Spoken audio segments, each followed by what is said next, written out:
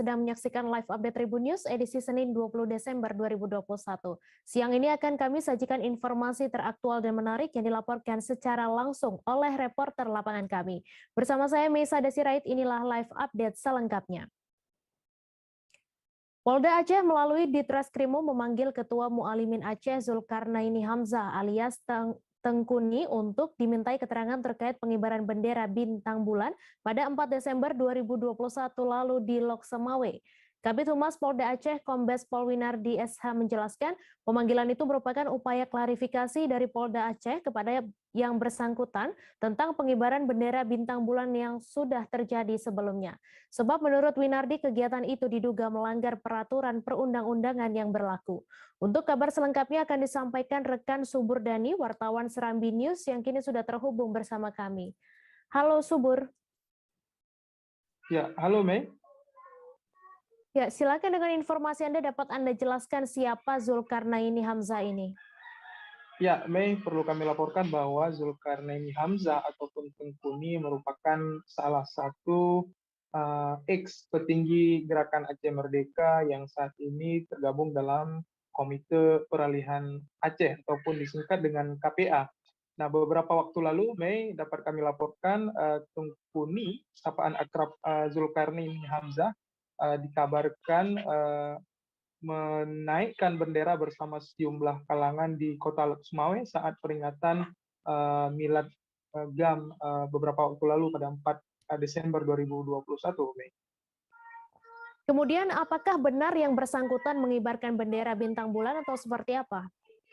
Ya, sebagaimana dilaporkan oleh Kabid Humas Polda Aceh Kombes Pol Winardi, Mei, bahwa benar Tengkuni disinyalir menaikkan ataupun punya niat untuk menaikkan bendera pada saat peringatan Milad tersebut. Lalu mengapa bendera bintang bulan masih dilarang padahal sudah disebutkan pada Aam Kanun Aceh?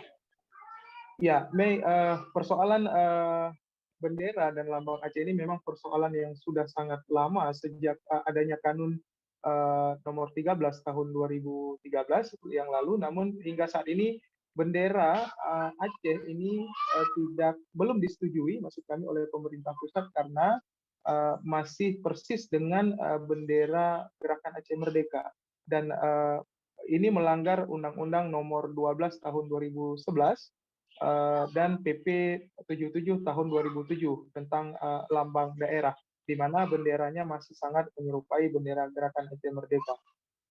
Mei. Kemudian apa komentar yang bersangkutan terkait pemanggilan ini, Subur? Ya, sejauh ini, Mei, kita belum mendapatkan konfirmasi daripada Zulkarnaini Hamzah. Hanya saja beberapa waktu lalu, juru bicara Komite Peralihan Aceh ataupun KPA, Azhari Cage, memberi komentarnya kepada sejumlah media termasuk kepada Serambi Indonesia bahwa menurutnya pemanggilan Zulkarnaini Hamzah ataupun Tengkuni oleh Polda ini tidak beralasan. Azhari berpendapat demikian karena mereka menganggap persoalan bendera Aceh ini adalah termaktub dalam undang-undang ataupun dalam kanun UUPA pemerintah Aceh, Mei. Dan dia meminta pihak Gubernur Aceh dan DPRA segera untuk menyelesaikan persoalan bendera ini dengan pemerintah pusat.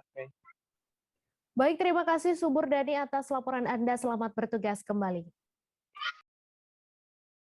Kita beralih ke informasi selanjutnya, Saudara. Direktur Reserse Kriminal Umum Polda Riau, Kombes Pol Teddy Ristiawan, berjanji secepatnya akan menuntaskan penanganan kasus dugaan pencabulan seorang mahasiswi dengan tersangka Dekan Visip Syafri Harto.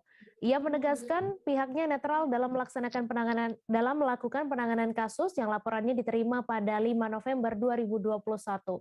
Dalam waktu yang tidak terlalu lama, penyidik berhasil melengkapi berkas dan menjadikan Dekan tersebut menjadi tersangka. Untuk info selengkapnya akan disampaikan oleh rekan Rizky Armanda, wartawan Tribun Pekanbaru yang kini sudah terhubung bersama kami. Halo Rizky. Ya, halo Mei. Bisa Anda ceritakan bagaimana perkembangan kasus ini dan apa kendala yang dihadapi oleh penyidik?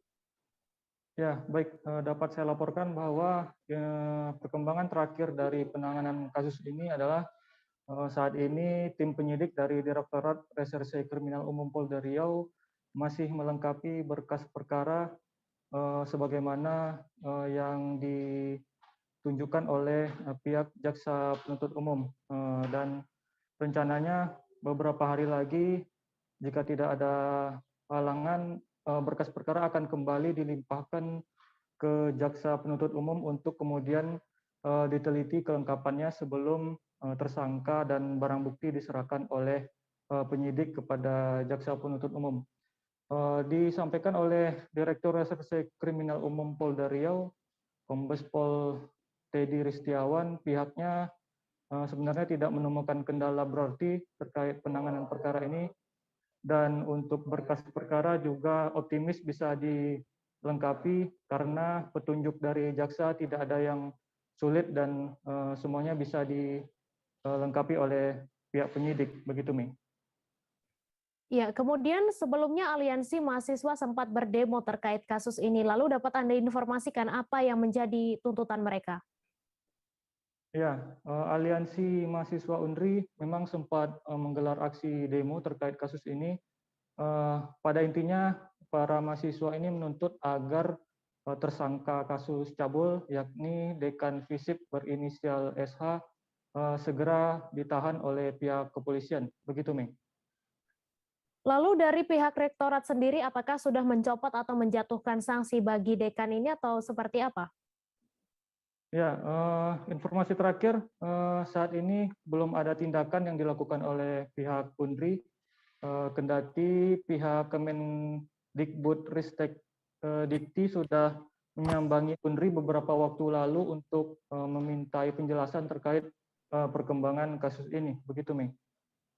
Baik, terima kasih Rizky atas laporan Anda, dan Tribuners, wartawan kami juga telah menghimpun wawancara dengan Direktur Reserse Kriminal Umum Polda Riau. Berikut tayangannya untuk Anda. Terkait dengan netral, kita sudah netral. Laporan kita terima tanggal 8 September, tanggal 5 November.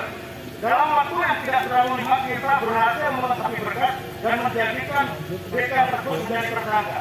Itu sudah upaya yang sangat bagus para penyidik kami. Itu menunjukkan kita profesional, kita serius menangani kasusnya. Jadi tidak ada kita main-main menangani kasus ini. Jadi tunggu saja, saat ini berkas sedang dalam proses P19 atau penyidik sedang melengkapi apa yang sedang diminta oleh KPU. P19 itu kita terima hari Jumat. Mudah-mudahan dalam waktu yang tidak terlalu lama, hari Rabu atau Kamis minggu depan kita bisa mengirimkan kembali. Karena dari P19 tidak ada yang sulit, semuanya bisa kita selesaikan. Jadi rekan-rekan sekalian yakin saja dengan para penyidik Polda bahwa kita masih integritas dan profesionalisme. Tunggu saja, dalam waktu yang tidak terlalu lama, saya janji kita selesaikan kasus ini. Ya, dan sekali lagi kami tidak menutup rekan-rekan untuk audiensi dengan saya kapanpun saja. Sudah 2 kali audiensi dengan saya dan kita terima dengan baik-baik, tidak ada masalah. Kita beri snack. Kami perjuangan. Kita layani dengan baik. Namun karena situasi di lapangan ya seperti inilah kira-kira. Ya, saya rasa itu saja yang perlu saya sampaikan. Satu hal yang kita sampaikan bahwa kita komitmen menyelesaikan kasus ini dengan cepat. Tunggu saja. Terima kasih. Saya kira wassalamualaikum warahmatullahi wabarakatuh. Apakah minggu ini bisa diselesaikan, Pak? Insya Allah. Tunggu saja. Kalau tidak menang, itu bukan urusan buat ini. Penanganan Pak. Itu jangan campur-campurkan antara penanganan dan gitu. Ya. Oke, tunggu sebentar, Pak. Wakil Presiden Ma'ruf Amin akan bertemu dengan Bapak memberikan. Seorang remaja meninggal dunia ketika latihan pencak silat di Desa Tuban, Kecamatan Gondang Rejo, Kabupaten Karanganyar pada Minggu 19 Desember siang. Kejadian bermula saat korban datang ke lokasi tes kenaikan sabuk di lokasi kejadian. Pada saat itu terdapat sekitar 13 peserta yang mengikuti tes kenaikan sabuk. Untuk mengetahui info lebih detailnya sudah bergabung bersama kami rekan jurnalis Tribun Solo, Mardon Widianto, yang akan menyampaikan laporannya. Halo Mardon. Ya, selamat siang. Selamat siang, silakan dengan informasi Anda di mana peristiwa itu terjadi dan siapa yang meninggal dunia. Baik, terima kasih. Untuk peristiwa itu terjadi di lapangan Dukuh Wonorejo Kidul, Desa Tuban, Kecamatan Gondang Rejo, Karanganyar. Yang menjadi korban adalah seorang remaja bernama Ferry Novel Arianto, usia 16 tahun, saat itu sedang mengikuti tes kenaikan tabung. Lalu bagaimana hasil pemeriksaan luar jenazah korban? Apakah ditemukan tanda kekerasan atau seperti apa, Mardon? Baik, untuk dari berdasarkan hasil pemeriksaan Puskesmas Gondangrejo, polisi mengatakan hasilnya tidak ada ditemukan kekerasan fisik pada tubuh korban. Namun dari penuturan keluarga, korban suatu kecil memang sering sakit-sakitan. Lalu bagaimana respon keluarga korban saat mengetahui korban meninggal dunia? Oke, untuk keluarga korban ikhlas menerima kejadian tersebut dan mereka membuat surat tidak akan menuntut kepada pihak-pihak terkait manapun dan menolak autopsi. Baik, terima kasih Mardon atas laporan Anda. Selamat bertugas kembali. Kita beralih ke informasi selanjutnya, Saudara. Universitas Lampung siap mendukung pelaksanaan Muktamar ke-34 Nahdlatul Ulama di Provinsi Lampung. Berbagai persiapan telah dilakukan di kampus hijau ini. Di antaranya mempersiapkan tempat registrasi serta penginapan untuk para peserta. Disediakan pula fasilitas tes bebas COVID-19 yang menjadi syarat untuk bisa menjadi peserta resmi Muktamar. Untuk info selengkapnya akan disampaikan oleh rekan jurnalis Tribun Lampung, Bayu Saputra, yang kini sudah terhubung bersama kami. Halo Bayu. Halo rekan Mei. Silakan dengan informasi Anda, seperti apa detail persiapan tempat registrasi di Universitas Lampung dan di mana disediakan tempat registrasi di Unila ini? Oke, terima kasih rekan Mei dan Tribuners semuanya. Bahwasannya Universitas Lampung berketempatan pada muktamar ini telah mempersiapkan segala sesuatunya dan 100% mendukung muktamar NU yang 34 di Provinsi Lampung. Provinsi Lampung dan Unila sendiri menjadi salah satu tempat untuk muktamar yang diselenggarakan di Lampung. Unila telah mempersiapkan segala sesuatunya, yang utamanya untuk peserta yang ingin registrasi itu semua bertempat di GSG Unila, seperti yang pada siang hari ini saya di depan GSG Unila sendiri melihat perkembangan situasi untuk peserta muktamar yang akan registrasi. Begitu rekan Mei. Kemudian terkait dengan penginapan, di mana disiapkan di Unila dan akan menampung berapa peserta? Pihak Unila telah menyiapkan tempat penginapan di RSPTN Unila. RSPTN ini merupakan tempat yang disetujui oleh panitia pusat untuk dijadikan tempat penginapan para muktamirin seluruh Indonesia dan luar negeri. Dan selain di Unila ada juga di Universitas Malayati.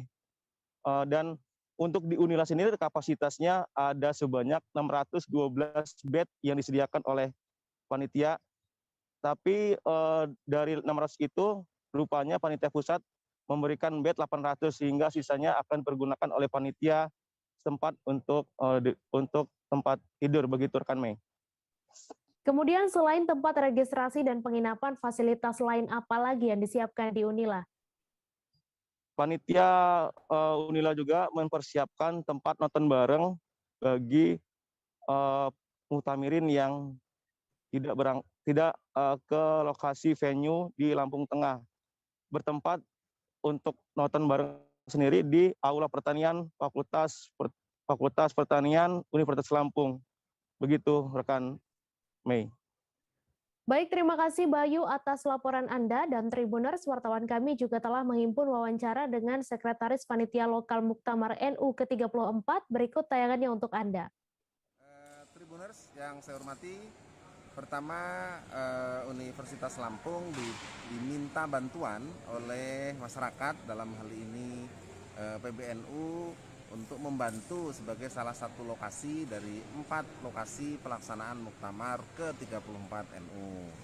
tentu sebagai lembaga pemerintahan karena ada masyarakat meminta, ya kita akan fasilitasi dan kami menyatakan bahwa 100% kita siap mendukung untuk terselenggaranya Muktamar ke-34 NU. Bukan hanya untuk NU, artinya ke depan ada Muhammadiyah, ada organisasi-organisasi masyarakat lain yang memerlukan bantuan UNILA, tentu akan kita support dengan batas kemampuan Universitas Lampung gitu ya.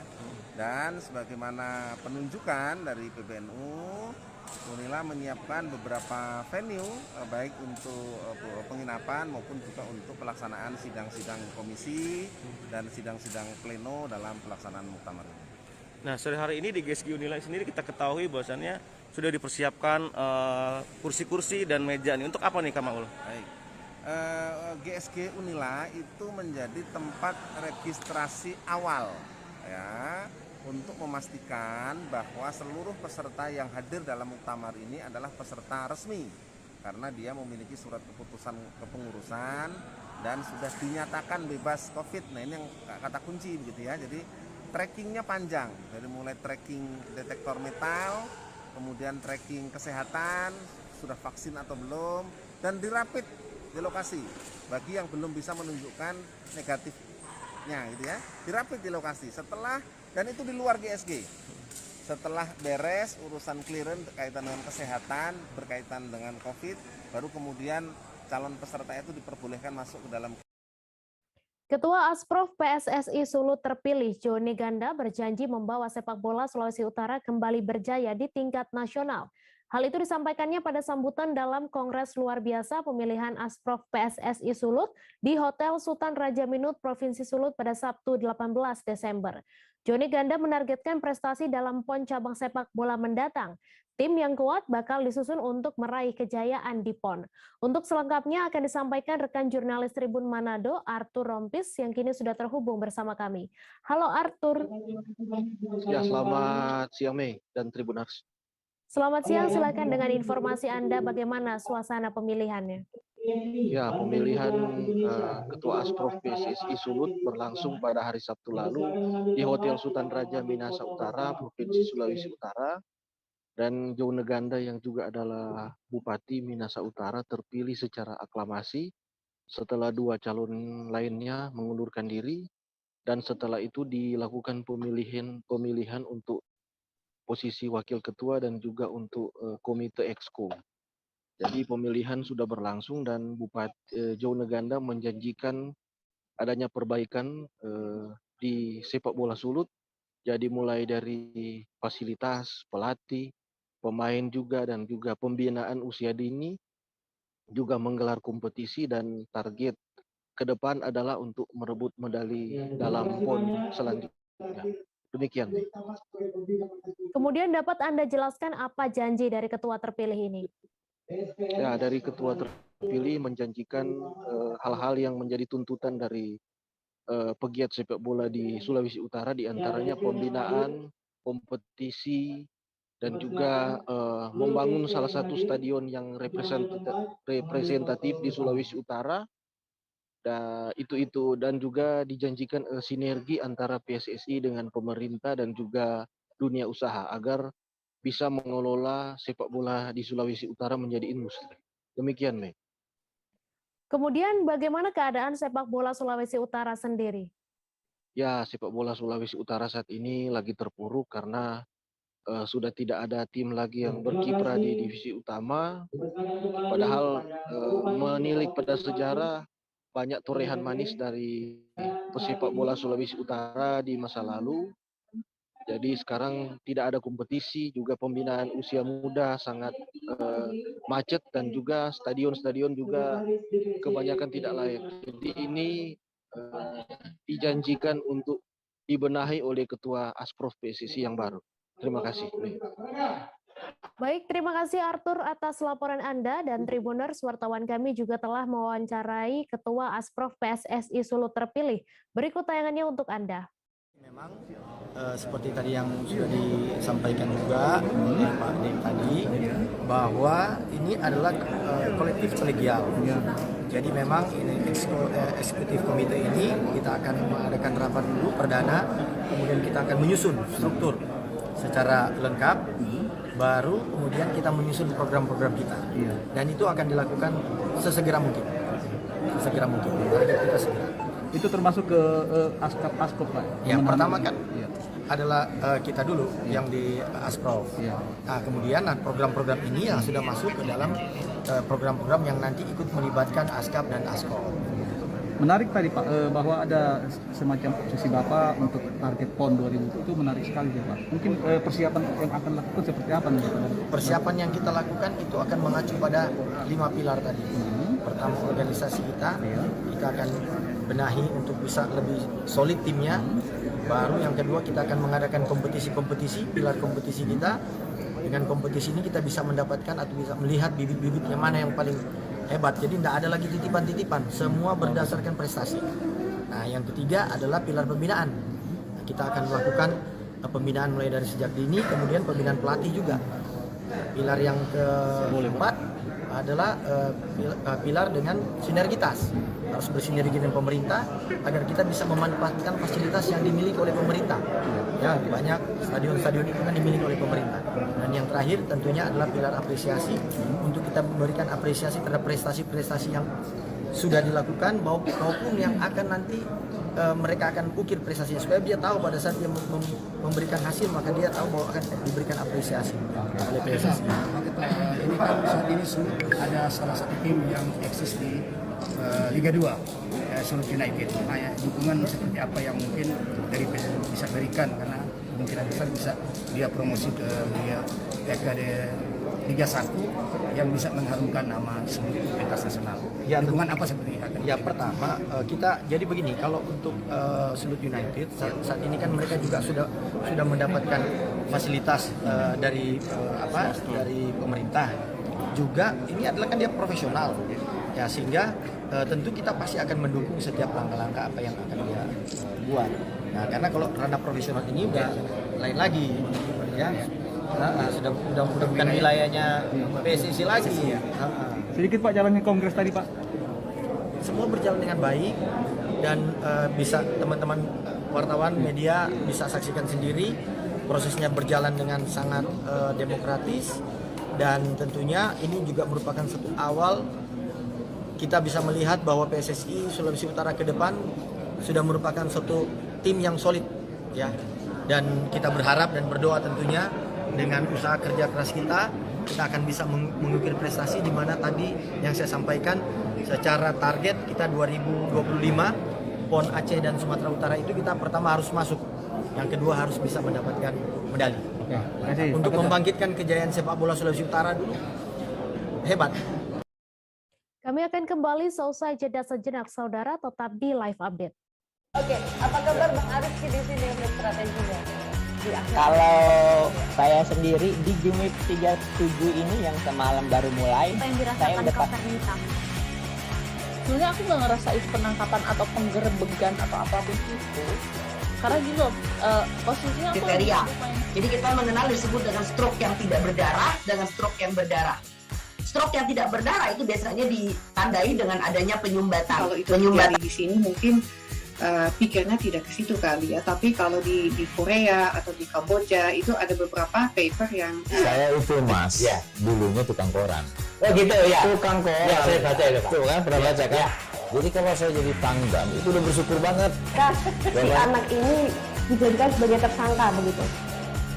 Ya, kalau ini kita bicara yang di luar kasus Sebongombo ya. Dengan nama hujan shower, di mana terdapat batas jelas antara daerah hujan dan tidak hujan yang biasanya terjadi pada fase awal mature stage atau tahap berbahaya itu Kang. Jadi mulai artinya terjadinya perlembekan. Nah itu untuk penetrasi akan sulit gitu ya. Dok, saya ini menurut saya memang tidak mudah, bukan urusan tanah diambil. Kalau misalnya Amerika Serikat sekarang, Rasulullah mengatakan dalam sebuah hadis bahwa berpuasa di 6 hari Syawal itu. Oke, apa kabar Bang Arif di sini untuk strateginya? Kalau saya sendiri di game 37 ini yang semalam baru mulai, saya udah sebenarnya aku nggak ngerasa itu penangkapan atau penggerebegan atau apapun itu, karena gini loh, posisinya aku kriteria. Jadi kita mengenal disebut dengan stroke yang tidak berdarah dengan stroke yang berdarah.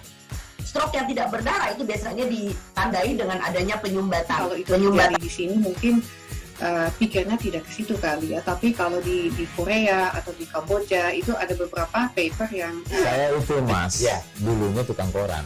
Oh gitu ya. Tukang koran. Ya, saya baca itu Pak. Tuh kan, pernah baca kan? Ya. Jadi kalau saya jadi Pangdam, itu udah bersyukur banget. Si anak ini dijadikan sebagai tersangka begitu. Ya, kalau ini kita bicara yang di luar kasus Sebongombo ya. Dikenal dengan nama hujan shower, di mana terdapat batas jelas antara daerah hujan dan tidak hujan yang biasanya terjadi pada fase awal mature stage atau tahap Berbahaya dewasa. itu Kang. Jadi mulai artinya terjadinya perlembekan. Nah itu untuk penetrasi akan sulit. Gitu ya. Dok, saya ini Menurut saya memang tidak mudah, bukan urusan tanah diambil. Kalau misalnya Amerika Serikat sekarang, Rasulullah mengatakan dalam sebuah hadis bahwa berpuasa di 6 hari Syawal itu. Oke, apa kabar Bang Arief di sini untuk strateginya? Kalau saya sendiri di Jumip 37 ini yang semalam baru mulai, Apa yang saya dirasakan udah Kak Fernita? Sebenarnya aku nggak ngerasa itu penangkapan atau penggerebegan atau apapun itu, karena gini loh, posisinya aku kriteria. lagi main. Jadi kita mengenal disebut dengan stroke yang tidak berdarah dengan stroke yang berdarah. Stroke yang tidak berdarah itu biasanya ditandai dengan adanya penyumbatan. Terima kasih Anda masih menyaksikan live update. Banjir yang merendam Desa Toabo, Kecamatan Papalang, Mamuju, Sulawesi Barat, kini Senin 20 Desember sudah surut. Sebelumnya, 8 dusun di desa tersebut terendam banjir pada Minggu 19 Desember malam. Akibat luapan Sungai Toabo setelah dilanda hujan deras selama 3 jam, hingga air mencapai ketinggian lutut orang dewasa. Untuk detail informasinya akan disampaikan langsung oleh rekan wartawan Tribun Sulbar, Fahrun Ramli, yang kini sudah terhubung bersama kami. Halo Fahrun. Ya, Mei. Silakan dengan informasi Anda, bagaimana kondisi terkini banjir yang melanda Desa Toabo, Mamuju. Ya, Tribuners dimanapun Anda berada, saya Fahrun, wartawan Tribun Sulbar.com. Saat ini saya akan melaporkan mengenai kondisi terkini Desa Toabo, Kecamatan Papalang, Kabupaten Mamuju, Sulawesi Barat, di mana pada hujan deras yang melanda daerah tersebut selama 3 jam pada Minggu kemarin, itu mengakibatkan meluapnya Sungai Toabo sehingga merendam satu desa di kecamatan tersebut, di mana saat ini air mulai surut, namun ada 8 dusun yang terendam banjir dalam satu desa tersebut, hingga 323 itu kepala keluarga terendam banjir, dan saat ini air sudah mulai surut, dan adapun yang dilakukan warga saat ini itu melakukan pembersihan yang merendam akibat sisa banjir itu, karena banjir itu membawa sampah serta lumpur yang merendam 8 fasilitas umum dan beberapa rumah warga dalam satu desa tersebut. Seperti itu, Meg. Kemudian berapa jumlah dusun dan kepala keluarga yang terdampak banjir di Desa Toabo sendiri? Ya, Tribuners, saya dapat laporkan bahwa dalam satu desa ini itu ada 8 dusun yang terdampak banjir akibat luapan Sungai Toabo, di mana 8 dusun itu ada sekitar 348 kepala keluarga yang disampaikan oleh BPBD Mamuju yang terdampak banjir tersebut, di mana saat ini air sudah mulai surut dan warga sudah membersihkan genangan atau sisa air dan beserta lumpur yang telah merendam rumah atau pemukiman warga. Seperti itu, Mei. Kemudian apa langkah yang diambil BPBD Mamuju saat ini, Fahrun? Ya, BPBD Penanggulangan Bencana Daerah BPBD Mamuju bersama Dinas Sosial Mamuju dan stakeholder lainnya itu mengambil langkah antisipasi banjir susulan, mengingat cuaca atau intensitas hujan masih terus melanda Kabupaten Mamuju di Sulawesi Barat ini. Dia kemudian mengambil langkah untuk membantu warga membersihkan sisa-sisa banjir atau lumpur yang berserakan di rumah warga dan di 8 fasilitas umum seperti sekolahan dan masjid, serta Dinas Sosial Mamuju juga kemudian menyalurkan bantuan makanan yang mendesak seperti makanan siap saji, dan rencananya akan mendirikan dapur umum di desa tersebut yang dimana ada 8 dusun dalam desa tersebut terendam banjir seperti itu, Mei. Baik, terima kasih Fahrun Ramli atas laporan Anda. Selamat bertugas kembali. Badan Penanggulangan Bencana Daerah atau BPBD Kota Sorong, Papua Barat mengumumkan terdapat sekira 85 kali gempa susulan di daerah ini. Sebelumnya Kota Sorong lebih dulu diguncang gempa dengan kekuatan 5,5 skala Richter sekira pukul 3:30 waktu Indonesia Timur pada Minggu 19 Desember. Hanya saja magnitudo dari gempa tersebut masih di kisaran 1,9 hingga 4,9 skala Richter dan kedalamannya pun bervariasi. Untuk mengetahui informasi lebih lanjutnya sudah bergabung bersama kami rekan Safwan Ashari, wartawan Tribun Papua Barat yang akan menyampaikan laporannya. Halo Safwan. Halo, Mei. Silakan dengan informasi Anda seperti apa update kondisi Sorong pasca diguncang gempa susulan sekitar 85 kali ini? Iya, Mei dan juga Tribuners dimanapun Anda berada, hari ini dapat saya kabarkan dari Kota Sorong, Papua Barat, bahwa setelah Kota Sorong diguncang gempa berkekuatan 5,5 skala Richter, ini tercatat dalam data yang dirilis oleh BMKG Kota Sorong sendiri sudah sekitar 85 kali gempa susulan yang melanda Kota Sorong itu sendiri. Begitu, Mei. Kemudian sampai sekarang apakah ada korban pasca gempa tersebut? Ya, hingga saat ini berdasarkan wawancara saya dengan Badan Penanggulangan Bencana Daerah BPBD Kota Sorong, hingga saat ini belum ada laporan terkait dengan korban jiwa dan juga korban material. Namun masih sedang dilakukan koordinasi antar instansi untuk mendapatkan laporan-laporan update selanjutnya begitu. Baik. Lalu seperti apa langkah pemerintah daerah sendiri untuk mengatasi bencana ini? Iya, langkah pemerintah daerah dalam hal ini BPBD dan juga BMKG Kota Sorong saat ini adalah mereka sedang mengantisipasi adanya gempa susulan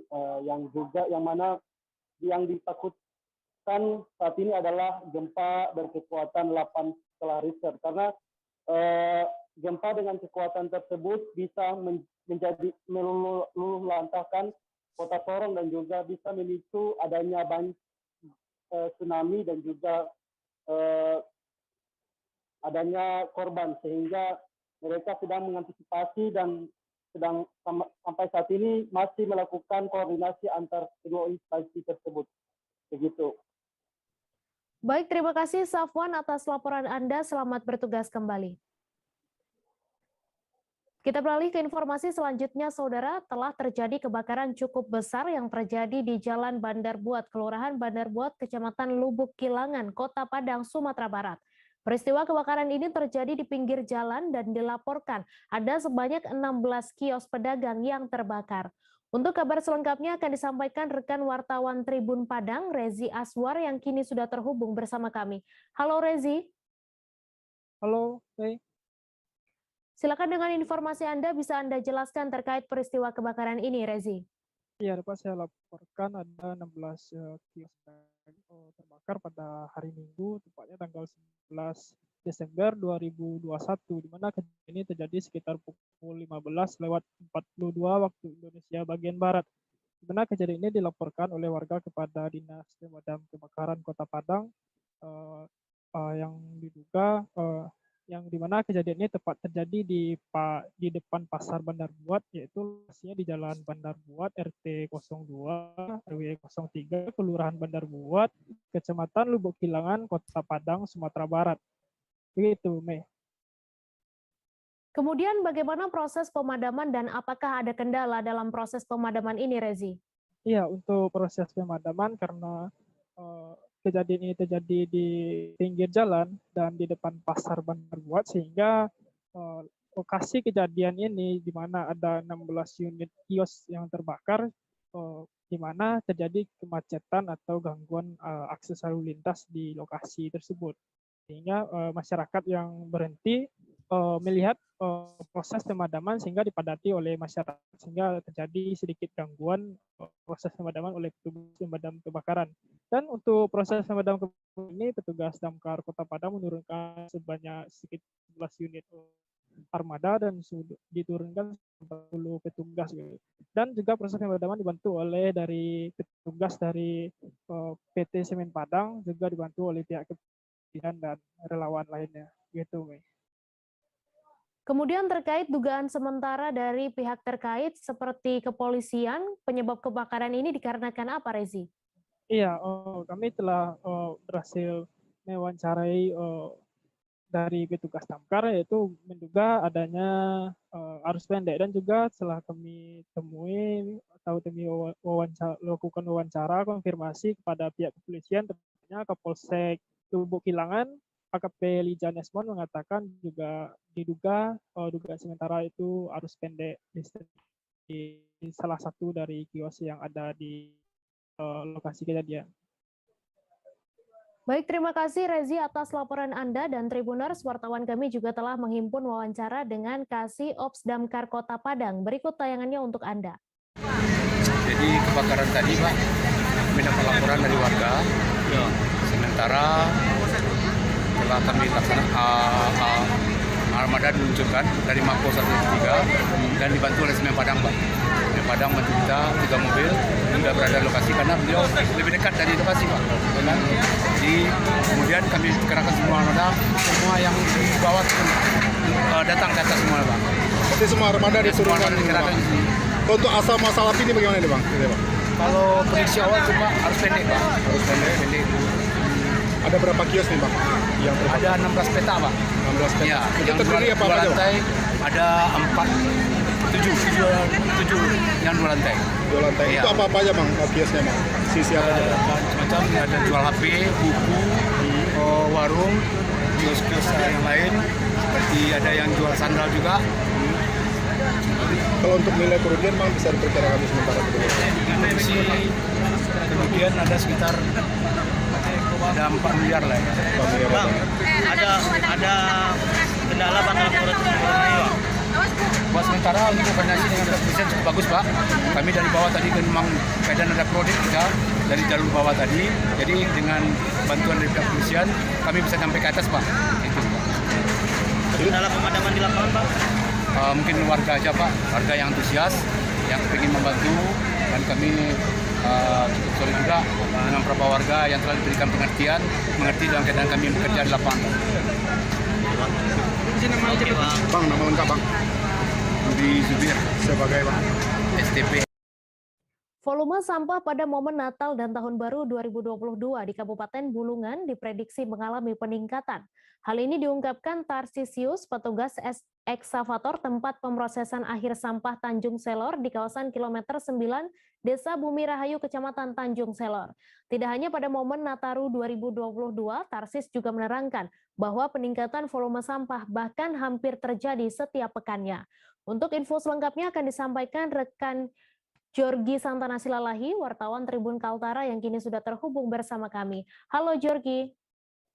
Ya, halo Mei, selamat siang.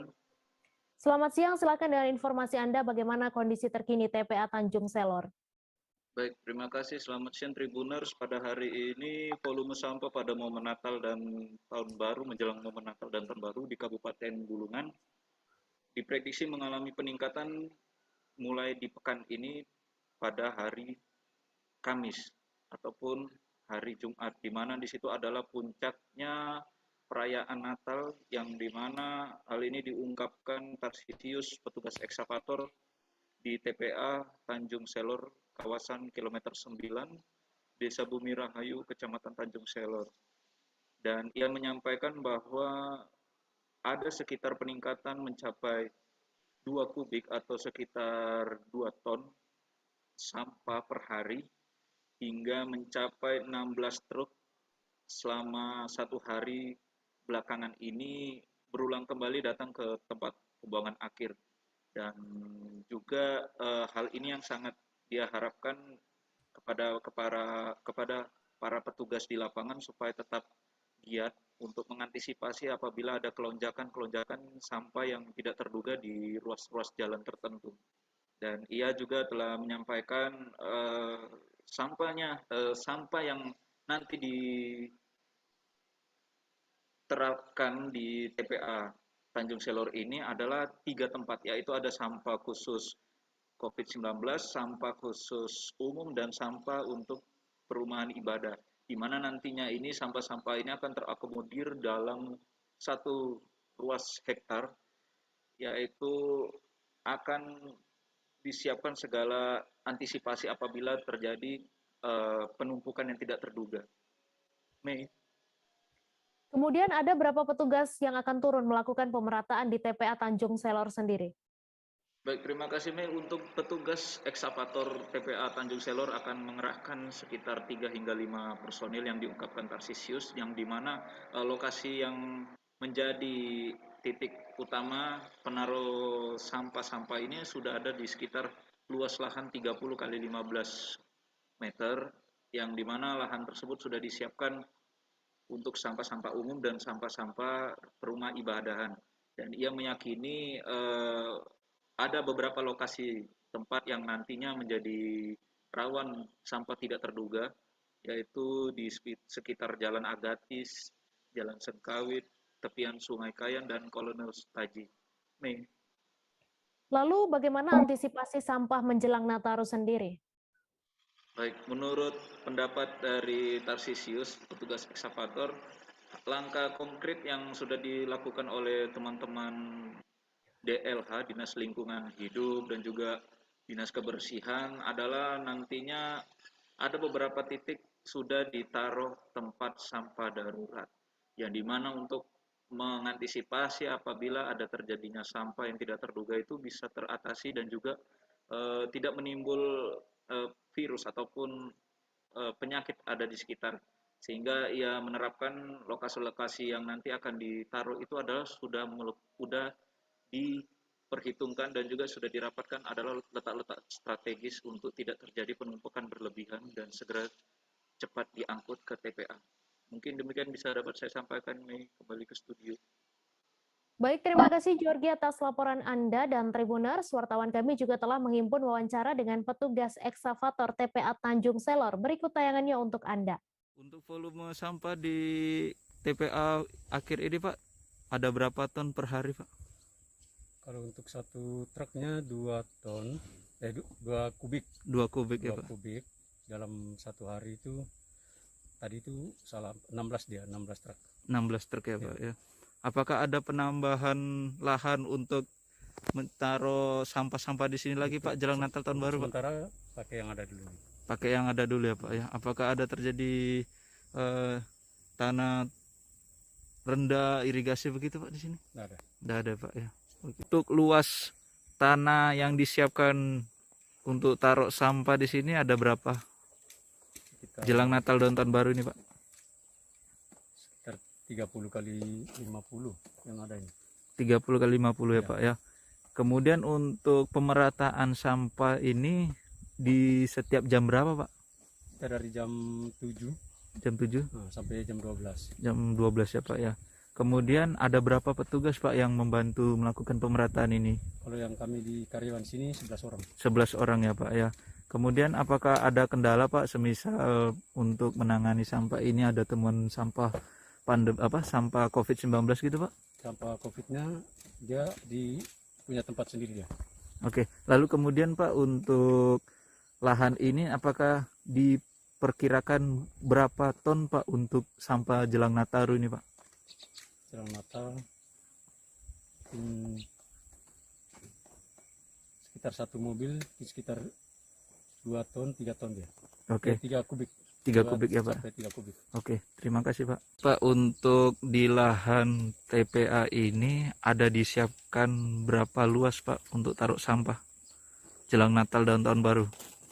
Kalau luasnya kurang lebih segini lah. Banjir dan longsor melanda 16 kecamatan dan 74 desa di Kabupaten Mandailing Natal hingga Minggu 19 Desember. Nelayan Natal selama ini dibiarkan menanggung beban lantaran ikan tangkapan juga punah karena aktivitas dan limbah tambang telah mengubah birunya air laut menjadi lumpur dan racun. Untuk detail informasinya akan disampaikan langsung oleh rekan jurnalis Tribun Medan, Arjuna, yang kini sudah terhubung bersama kami. Halo Arjuna. Halo rekan Mei. Silakan dengan informasi Anda mengenai banjir di Mandailing Natal ini, bagaimana perspektif aktivis lingkungan hidup dan apa kira-kira faktor penyebab banjir? Baik rekan Mei dan sahabat Tribun di mana Anda berada, banjir yang telah melanda 16 kecamatan dan 74 desa di Kabupaten Mandailing Natal pada Sabtu hingga Minggu kemarin, menurut perspektif aktivis lingkungan hidup bernama Bim Arahap, itu murni akan banjir bencana ekologis akibat maraknya perusakan hutan, baik tambang liar di sepanjang Sungai Batang Natal. Karenanya dia beranggapan bahwa pemerintah telah salah mengatakan alasan karena banjir tersebut diakibatkan hujan deras seperti itu. BIM juga telah lama menyoroti dan merekam peristiwa perusakan alam di daerah aliran sungai sepanjang Sungai Batang Natal di Madinah. Di sana juga terdapat hutan-hutan yang digunduli, yang dulunya sungai merupakan sumber penghidupan, ini sudah berubah menjadi keruh seperti itu. Rekan Mei. Kemudian aktivitas apa yang terjadi di Sungai Batang Natal Madinah selama ini dan sudah berapa lama terjadinya? Baik Mei. Seperti yang dihimpun selama ini oleh aktivis tersebut, kami ini ekskavator penambang emas bebas beroperasi mencincang sungai-sungai di Sungai Batang Natal sepanjang 24 jam tanpa jeda, sehingga ini dianggap kejahatan yang sulit ditertibkan terkait kejahatan lingkungan. Awalnya hanya tambang update yang beroperasi lama-kelamaan dan terlebih 3 tahun terakhir Sungai Batang Natal dikeruk tanpa ampun menggunakan ekskavator. Menurut tim, sumber malapetaka ini dimulai di Desa Tombang, Kaluang hingga Desa Gambir, Kecamatan Linggabayu. Jadi ada sepanjang 22 km sungai yang dikeruk oleh ekskavator yang setiap hari dioperasikan di sana ekskavator. Efek dari pengerukan tersebut, 33 km sungai yang tidak ada aktivitas tambangnya menjadi berdampak dan lumpur mengubah wajah sungai sehingga merusak ekosistem. Baik, rekan Mei. Ya, kemudian selama ini apakah memang ada pembiaran atau seperti apa, Arjuna? Baik, Mei. Menurut BIM, ini juga merupakan salah satu perusakan ekosistem yang terbesar yang terjadi di Sumatera Utara dan ada di Madinah. Menurut BIM, ini pasti perusakan berproses karena adanya pembiaran oleh pemerintah. Sebab dulunya ini berawal dari penambang tradisional, kemudian meningkat menjadi menggunakan mesin dompeng, dan akhirnya diduga investor-investor atau pemuda-pemuda besar masuk dari luar Madinah tanpa ada penertiban hingga saat ini. Dan memang kata BIM, beberapa hari lalu sebelum banjir, Bupati Madinah telah datang ke lokasi untuk mengajak untuk menertibkan tambang-tambang tersebut. Namun sayangnya, bahkan Gubernur Sumatera Utara sekalipun Edi Rahmayadi juga telah berkali-kali meminta tambang ini dihentikan. Namun hingga saat ini tak berefek hingga akhirnya terjadi banjir. Sehingga ini menurut tim terjadi karena adanya pembiaran. Begitu rekan Mei. Baik, terima kasih Arjuna atas laporan Anda. Selamat bertugas kembali. Tribuners, kami masih akan menyajikan informasi menarik untuk Anda seusai jeda sejenak, tetap di Live Update. Oke, apa kabar Bang Ariski di sini untuk strateginya? Kalau saya sendiri di Jumip 37 ini yang semalam baru mulai, saya udah hitam. Sebenarnya aku nggak ngerasa itu penangkapan atau penggerebegan atau apapun itu, Karena gitu, posisinya aku kriteria. Jadi kita mengenal disebut dengan stroke yang tidak berdarah dengan stroke yang berdarah. Stroke yang tidak berdarah itu biasanya ditandai dengan adanya penyumbatan. Kalau itu terjadi di sini mungkin pikirnya tidak ke situ kali ya. Tapi kalau di Korea atau di Kamboja itu ada beberapa paper yang saya itu mas, ya dulunya tukang koran. Oh gitu ya. Tukang koran. Ya, saya baca itu Pak. Tuh kan pernah baca kan? Ya. Jadi kalau saya jadi pangdam itu udah bersyukur banget. Si anak ini dijadikan sebagai tersangka begitu. Ya kalau ini kita bicara yang di luar kasus Sebongombo ya. Dikenal dengan nama hujan shower, di mana terdapat batas jelas antara daerah hujan dan tidak hujan yang biasanya terjadi pada fase awal mature stage atau tahap Berbahaya dewasa. itu Kang. Jadi mulai artinya terjadinya perlembekan. Nah itu untuk penetrasi akan sulit. Gitu ya. Dok saya ini Menurut saya memang tidak mudah, bukan urusan tanah diambil. Kalau misalnya Amerika Serikat sekarang, Rasulullah mengatakan dalam sebuah hadis bahwa berpuasa di 6 hari Syawal itu. Oke, apa kabar Bang Arief di sini untuk strateginya? Kalau saya sendiri di Jumip 37 ini yang semalam baru mulai, saya udah Sebenarnya aku nggak ngerasain penangkapan atau penggerebegan atau apapun itu. Karena gitu, posisinya aku kriteria. Jadi kita mengenal disebut dengan stroke yang tidak berdarah dengan stroke yang berdarah. Stroke yang tidak berdarah itu biasanya ditandai dengan adanya penyumbatan. kalau itu terjadi di sini mungkin pikirnya tidak ke situ kali ya. Tapi kalau di Korea atau di Kamboja itu ada beberapa paper yang saya itu mas, ya dulunya tukang koran. Oh gitu ya. Tukang koran. Ya, saya baca itu Pak. Tuh kan pernah baca kan? Ya. Jadi kalau saya jadi pangdam itu udah bersyukur banget. Si anak ini dijadikan sebagai tersangka begitu. Ya kalau ini kita bicara yang di luar kasus Sebongombo ya. Dikenal dengan nama hujan shower, di mana terdapat batas jelas antara daerah hujan dan tidak hujan yang biasanya terjadi pada fase awal mature stage atau tahap Berbahaya dewasa. itu Kang. Jadi mulai artinya terjadinya perlembekan. Nah itu untuk penetrasi akan sulit. Gitu ya. Dok saya ini menurut saya memang tidak mudah, bukan urusan tanah diambil. Kalau misalnya Amerika Serikat sekarang, Rasulullah mengatakan dalam sebuah hadis bahwa berpuasa di 6 hari Syawal itu. Oke, apa kabar Bang Arief di sini untuk strateginya? Kalau saya sendiri di Jumip 37 ini yang semalam baru mulai, saya udah Sebenarnya aku nggak ngerasain penangkapan atau penggerebegan atau apapun itu. Karena gitu, posisinya aku kriteria. Jadi kita mengenal disebut dengan stroke yang tidak berdarah dengan stroke yang berdarah. Stroke yang tidak berdarah itu biasanya ditandai dengan adanya penyumbatan. kalau itu terjadi di sini mungkin pikirnya tidak ke situ kali ya. Tapi kalau di Korea atau di Kamboja itu ada beberapa paper yang saya itu mas, ya dulunya tukang koran. Oh gitu ya. Tukang koran. Ya, saya baca itu Pak. Tuh kan pernah baca kan? Ya. Jadi kalau saya jadi pangdam itu udah bersyukur banget. Si anak ini dijadikan sebagai tersangka begitu. Ya kalau ini kita bicara yang di luar kasus Sebongombo ya. Dikenal dengan nama hujan shower, di mana terdapat batas jelas antara daerah hujan dan tidak hujan yang biasanya terjadi pada fase awal mature stage atau tahap Berbahaya dewasa. itu Kang.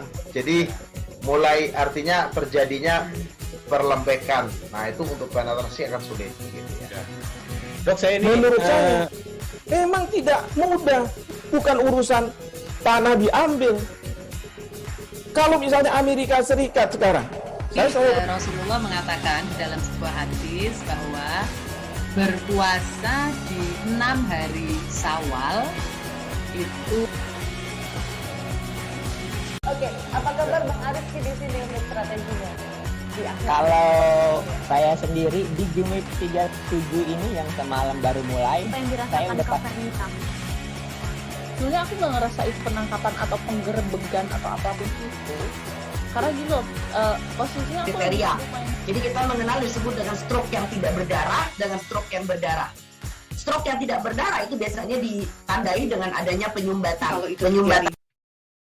Terima kasih Anda masih menyaksikan live update. 5 hari menjelang Natal terpantau peningkatan penumpang di Bandar Udara Sentani Jayapura mencapai 21%. Hal itu diketahui berdasarkan data statistik lalu lintas angkutan udara 2021-2022 yang dikeluarkan Posko Terpadu Nataru Bandar Udara Sentani Jayapura pada Senin 20 Desember. Dari data tersebut diketahui pada H-6 Natal atau Minggu 19 Desember, jumlah penumpang yang tiba di Bandar Udara Sentani Jayapura sebanyak 2.798 orang. Sedangkan penumpang yang berangkat dari Bandar Udara Sentani sebanyak 3.309 orang dan yang transit yaitu 425 orang. Untuk info selengkapnya akan disampaikan oleh rekan jurnalis Tribun Papua, Aldi Bimantara yang kini sudah terhubung bersama kami. Halo Aldi. Ya, halo Mei dan juga Tribuners, benar sekali dilaporkan dari Jayapura, Papua. Berdasarkan pantauan saya pada H-5 menjelang Natal hari ini, Senin 20 Desember 2021, para calon penumpang terpantau memadati Bandar Udara Sentani Jayapura untuk berangkat mudik atau pulang kampung jelang Natal dan juga menyongsong Tahun Baru 2022.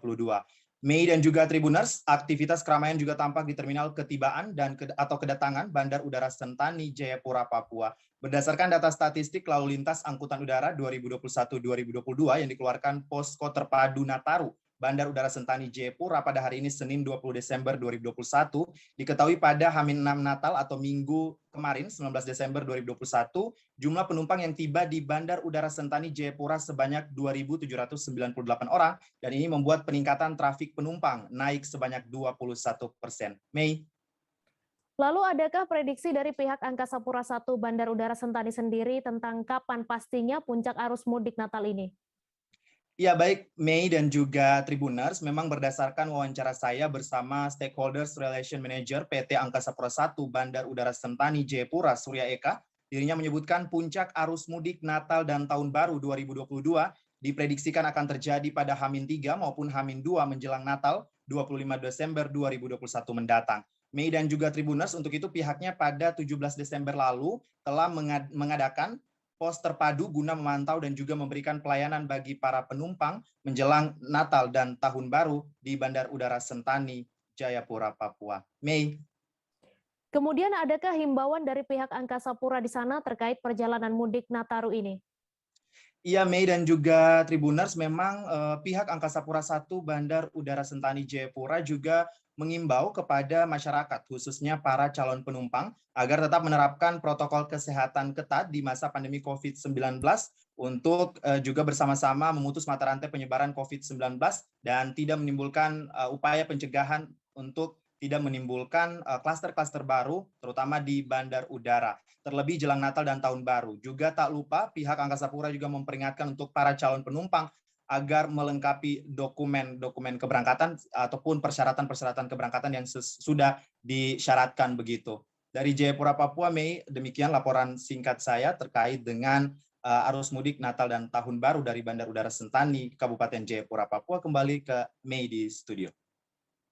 Baik, terima kasih Aldi atas laporan Anda, dan Tribuners, wartawan kami juga telah menghimpun wawancara dengan Airport Operation Service Bandara Sentani. Berikut tayangannya untuk Anda. Baik, selamat siang saudara semua, pengguna jasa Bandara Sentani. Perkenalkan, saya selaku Operation Services dan Security Senior Manager PT Angkasa Pura I Bandara Sentani.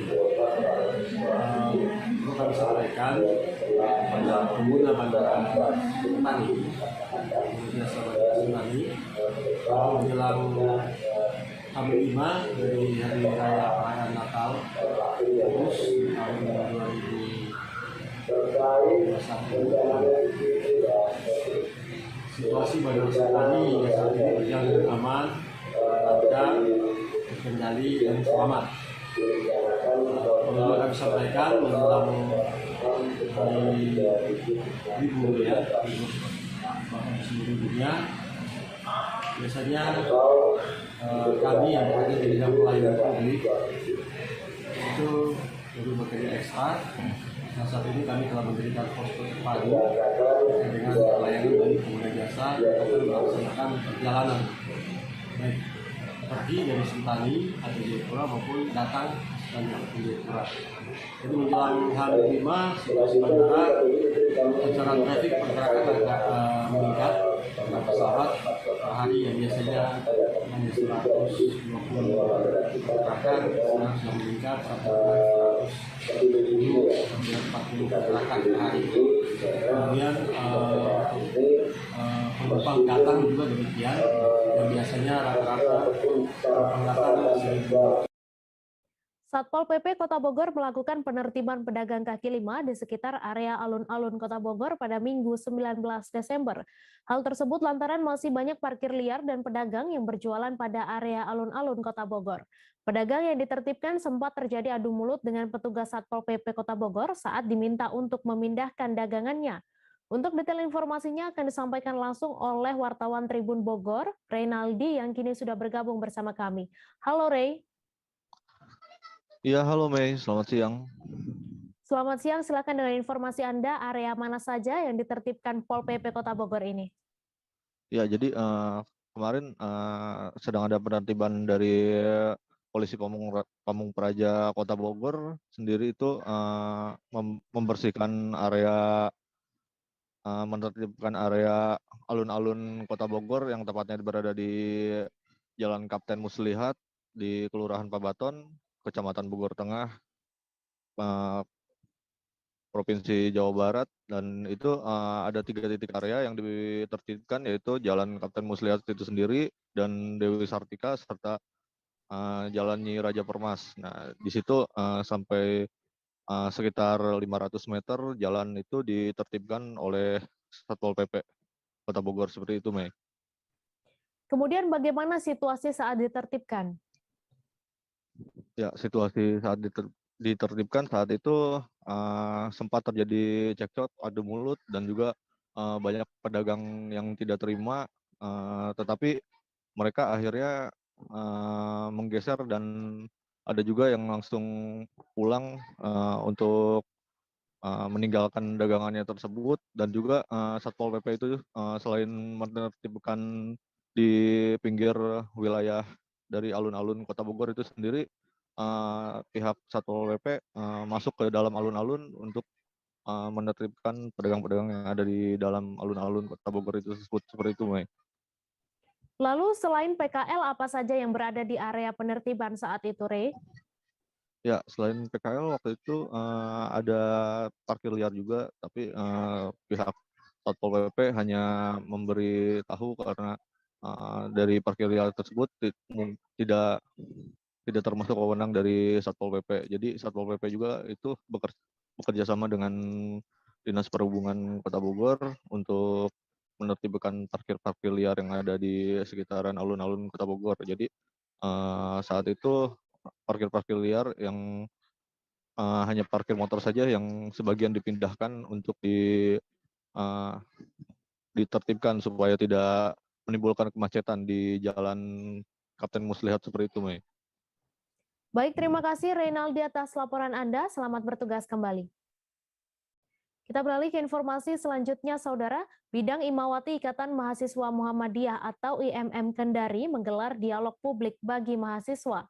Dialog dengan tema memahami perempuan itu berlangsung di Gedung Universitas Muhammadiyah Kendari pada Minggu 19 Desember dan diikuti IMM Sekota Kendari, mahasiswa Muhammadiyah Kendari, dan Organisasi Kepemudaan atau OKP. Untuk mengetahui lebih detailnya sudah bergabung bersama kami rekan Amelda Devi, wartawan Tribun Sultra, yang akan menyampaikan laporannya. Halo Amelda. Halo Mei, selamat siang. Selamat siang, silakan dengan informasi Anda, siapa saja yang dihadirkan dalam dialog publik itu? Ya, terima kasih Mei. Jadi kegiatan dialog publik tentang memahami perempuan yang diadakan Ikatan Mahasiswa Muhammadiyah Kota Kendari ini menghadirkan 4 orang pemateri yang tentunya mumpuni di bidangnya masing-masing. Itu yang pertama adalah seorang aktivis pemerhati perempuan di Provinsi Sulawesi Tenggara, yakni Husnawati, kemudian menghadirkan dokter di bidang psikologis, yakni Dr. Rosmaya Sari. Kemudian ada staf administrasi PT Sahir PN, Ani Apriani, dan Sakti Peksas Perlindungan Anak Kabupaten Konawe Selatan, Desti Selani. Kemudian dialog yang dibahas dalam diskusi tersebut memuat materi apa saja? Iya, sesuai dengan bidang masing-masing dan berdasarkan tema yang diangkat, yakni memahami perempuan. Tentunya fokus pada materi ini yakni bagaimana perlindungan kepada perempuan, terutama akibat maraknya kasus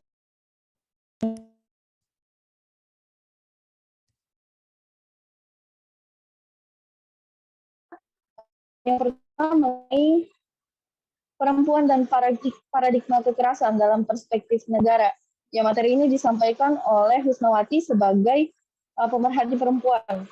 Kemudian materi kedua yang dibawakan oleh Desti Felani yang memaparkan materi mengenai kekerasan perempuan dan anak, serta materi hukum Undang-Undang Dasar terkait perempuan dan anak. Jadi beliau juga menyampaikan kepada para mahasiswa ini bagaimana mengenali beberapa jenis kekerasan seksual terhadap perempuan dan anak, sehingga bisa melakukan pencegahan ataupun melakukan upaya antisipasi terhadap kekerasan perempuan dan anak. Kemudian ada pemaparan materi mengenai seni memahami meninggal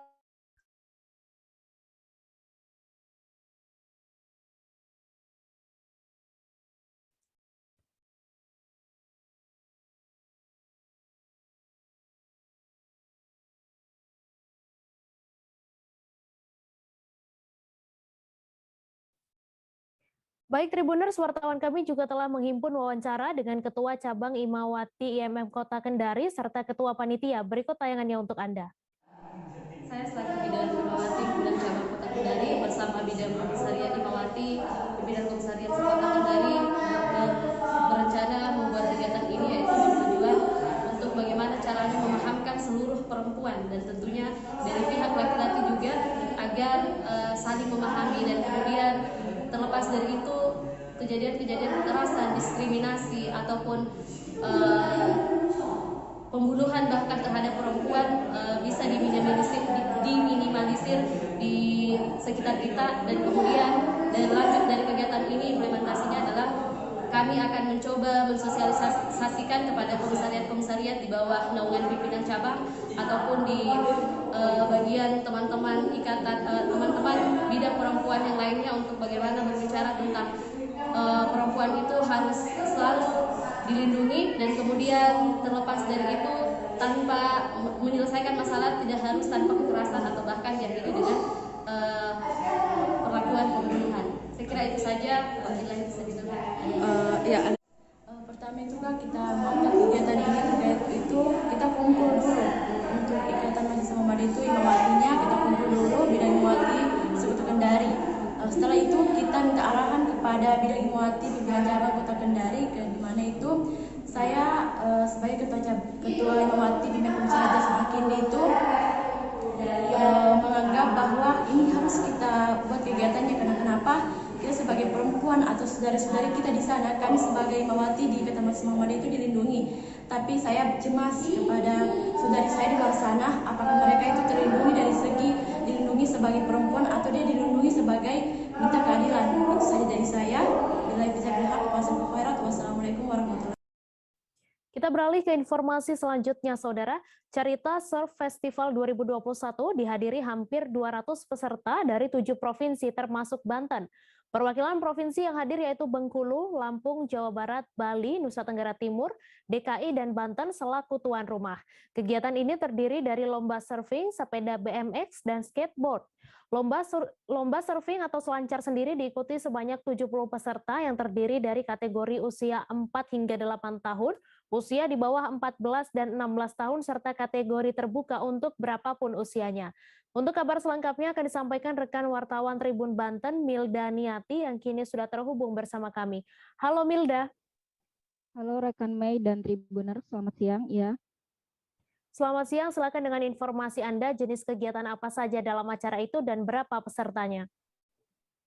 Ya, peserta dari kegiatan Cerita Surf Festival 2021 itu sekitar 200 orang. Mereka terdiri dari Provinsi Banten dan juga 7 provinsi di luar dari Provinsi Banten itu sendiri. Selain itu juga kegiatan itu terdiri dari perlombaan surfing, kemudian perlombaan sepeda BMX, skateboard, kemudian juga pameran seni lukis, pameran foto, dan lainnya. Begitu rekan Mei. Lalu sejak kapan acara itu digelar dan bagaimana suasana di lokasi? Kegiatan itu digelar sejak hari Sabtu tanggal 18 sampai 19 Desember 2021. Nah, suasana di sekitar Pantai Pandan Carita itu sangat meriah karena dihadiri oleh berbagai daerah yang ikut andil dalam perlombaan tersebut. Selain itu juga terdapat di 2 lokasi pelaksanaan daripada kegiatan tersebut, diantaranya yaitu di seberang parkiran dan juga di Pantai Pandan itu sendiri, begitu rekan Mei. Lalu kemudian bagaimana harapan ke depannya terkait kegiatan ini?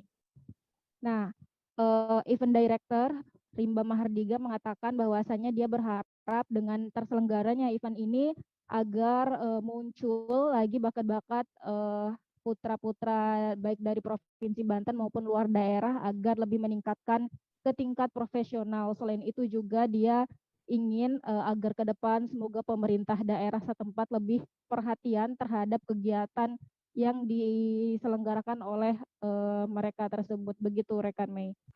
Baik, terima kasih Milda atas laporan Anda, dan Tribuners, wartawan kami juga telah menghimpun wawancara dengan salah seorang perwakilan dari Bengkulu. Berikut tayangannya untuk Anda.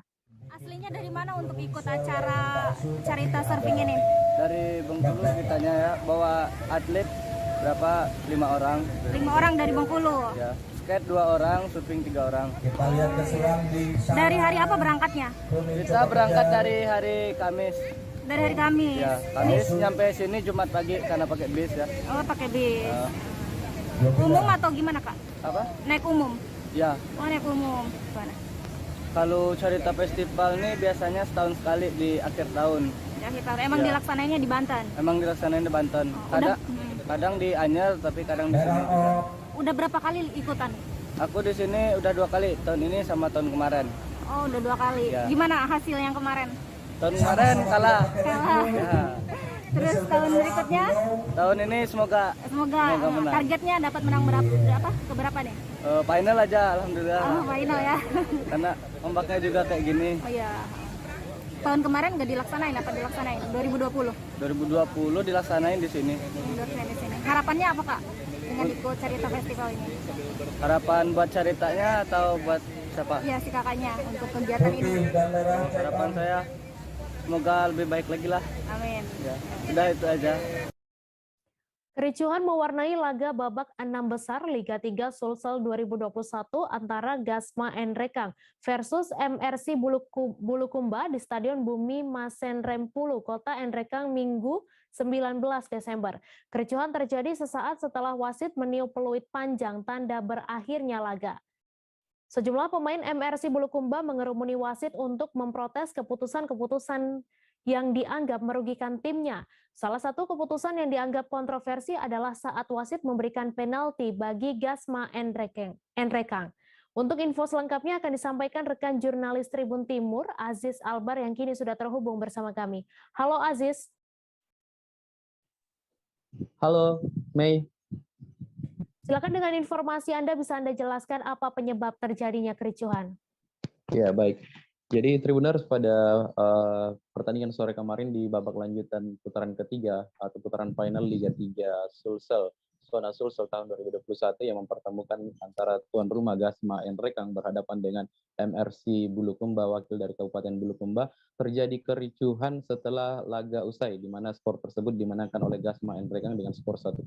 Penyebab kericuhan adalah para pemain MRC Bulukumba menilai bahwa keputusan wasit tidak adil dalam pertandingan tersebut karena menilai beberapa keputusan berpihak kepada tim tuan rumah. Khususnya salah satu keputusan besar yang dianggap merugikan tim dari MRC Bulukumba adalah hadiah tendangan penalti yang diberikan wasit kepada tim tuan rumah Gasma Enrekang, karena sejumlah pemain dari MRC Bulukumba menilai bahwa pelanggaran tersebut berada di luar kotak penalti, namun wasit menunjuk bahwa pelanggaran ada di dalam kotak penalti, sehingga protes tersebut berlangsung Meski sempat terhenti sejenak, namun pertandingan dilanjutkan dan dimenangkan oleh Gas Main Rekang. Namun setelah usai laga, para ofisial maupun pemain dari MRC Bulukumba tetap melakukan protes terhadap wasit dan mengejar wasit hingga ke tribun, namun beruntung berhasil dievakuasi oleh pihak keamanan.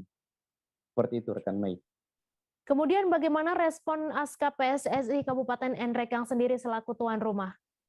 Iya, jadi berdasarkan hasil wawancara kami dengan Ketua Askap PSSI Kabupaten Nrekang, Mitra Fahrudin, mengatakan bahwa kejadian tersebut merupakan hal yang biasa terjadi dalam dunia olahraga. Namun hal itu akan menjadi bahan evaluasi bagi timnya sebagai penyelenggara kegiatan dan juga akan melakukan evaluasi bagi panitia pelaksana. Sebagaimana kita ketahui pada saat kericuhan kemarin, panitia pelaksana yang seharusnya melakukan melerai kejadian, namun juga ikut terlibat dalam kericuhan tersebut dengan terjadi pergesekan antara panitia dan juga para pemain dari MRC Bulukumba, sehingga Mitra akan mengatakan bahwa pihaknya akan menjadikan bahan evaluasi sehingga tidak terjadi lagi ke depannya. Seperti itu rekan Mei. Lalu langkah apa yang akan dilakukan oleh panitia dan kelanjutan Liga 3 Sulsel sendiri seperti apa, Aziz?